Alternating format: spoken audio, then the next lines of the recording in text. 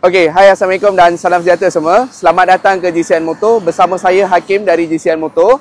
Jadi hari ni Hakim nak bawa korang review sebuah sport bike 250cc 2 inline. Alright.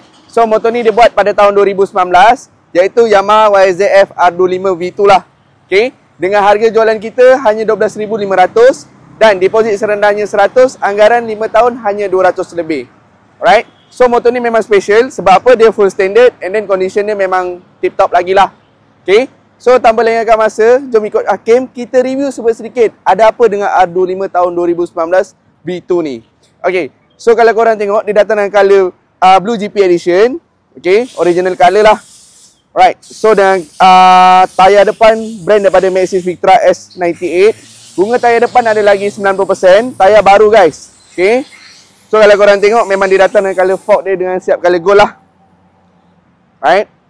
So dari cover tepi dia memang handsome lagi. Exhaust full standard. Engine memang smooth gila guys.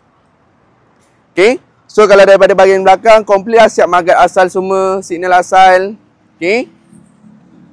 Right. So daripada segi cover kiri kanan tak ada kesan defect, jatuh, pecah apa-apa sangat lah. Right.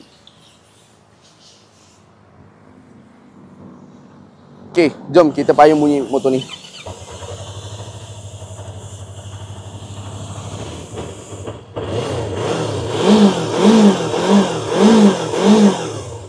Okay, so bunyi engine, exhaust memang smooth lagi. Motor ni dibuat pada tahun 2019 guys. Yamaha YZF R25 dengan harga jualan kita hanya 12,500 dan minimal deposit serendahnya 100. Anggaran 5 tahun hanya 200 lebih saja.